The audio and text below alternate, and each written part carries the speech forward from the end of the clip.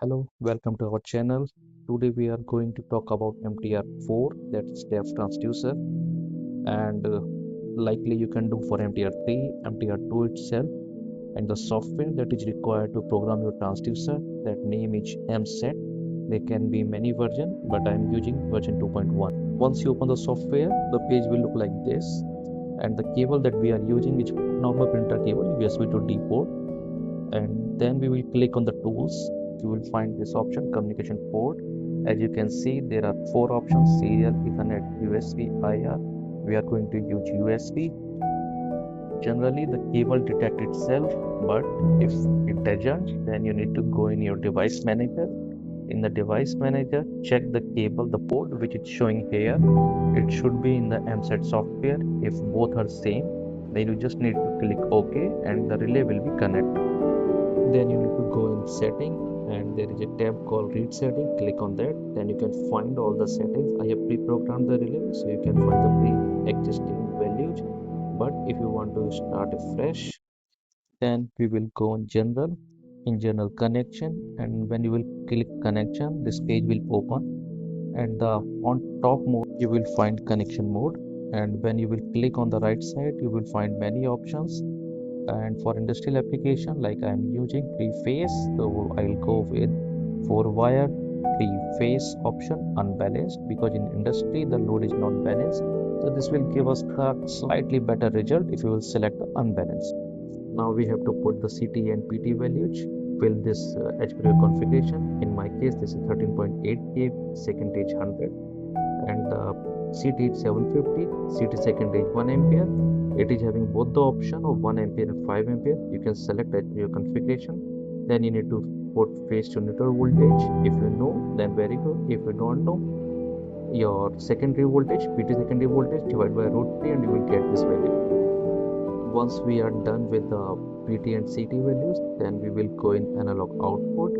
This is the setting that you will get correspondingly 420 milliampere as per load the transducer is sensing. So if you will see on the right hand side, there are many options when you will open, but my requirement is to get the load data. So I have selected P, that is for kilowatt, and then on downside you will find output range, that is mentioned 20 milliampere. But when you click on the right, you will get the options. But my option is 4 to 20 milliampere, so I have selected 20 milliampere. And output signal just below that, that is linear. Then when you will press on the right hand side, the pop-up window will open. In this pop-up you can find that there is a two limits, 4 and 20 milliampere. So on the minimum side you will fix the value just front of 4, and on the maximum side you need to put the value in front of 20 milliampere. And after that we need to download this setting into the device. So you will click on the floppy sort of symbol, then you can see download complete, all parameter in the transducer now.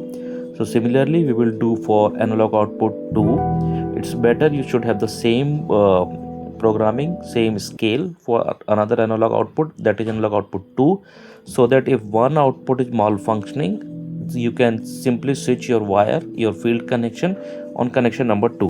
Like we did for analog output 1, we will do the same thing for analog output 2. We will set our scale same as 4 is equal to whatever you have selected earlier, and 20 the same. Then we'll press OK. And the most important thing, as you can see, there is an option called average interval for analog output. This default value, as you can see, I have selected 4 periods. One period of AC cycle is 20 millisecond. So 4 period means 80 millisecond. This is the output refresh rate, or we can say output average rate. The transducer will average out after 4 cycle, and it will send the value after 4 cycle after averaging out. So if your system required fast analog output, fast response, you can select there is an option for 1, 2, 4. So the 4 is quite okay, but if your system doesn't require fast output, you can select as per your requirement. Then again you will write the entire program, download to transistor, and you are ready to go. Once we have programmed the transistor, we need to check whether the programming is okay or not. So there is an option called measurements. Once you click on the measurements, on the right hand side you will find online measurements. You need to tap on the online measurements, then this page will open. Here you can see I am getting the values because I have injected the secondary. I have done the second injection. The guys who don't know second injection, please let me know. Or the guys who know about second injection, I have connected PT and CT on the required terminal. Then accordingly, we are getting the value in terms of kilowatt, and correspondingly we have set 4 to 20 milliampere. So as per these value, I am getting the milliampere also as an output. As you can see, around 21 milliampere. And sometime, if you will observe, this time CT and PT connection both are okay. So I'm getting the exact value as it should be, as I have applied. But sometimes what happen, one phase goes in negative, like there is 12 megawatt in total. So 4 megawatt on each phase, L1, L2, L3, 4 megawatt.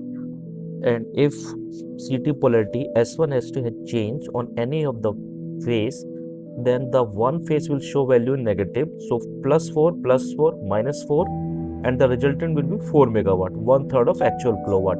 So you need to take care of S1 and S2 polarity, and same time you need to take care of the PT connection also. If the phase is swapped, then you will face the problem with the resultant output accordingly in milliampere also.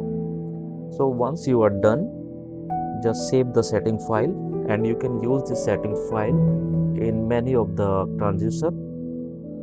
Just make a copy of this setting file, save in your system. Then you can browse for many other transducer. In the next unit, you need to go in file, then open, and in open you will get the setting file. Just browse where you have saved this setting, and just click OK or open. The page is open with the pre-existing setting. You need to download it to the transducer, and you are ready to go.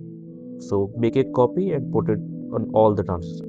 So this is it for MTR2, MTR3, MTR4 transducer programming. If you want to know anything else, just put in the comment. I'll try to reply. Meanwhile, until next video, thank you very much. Thank you for watching.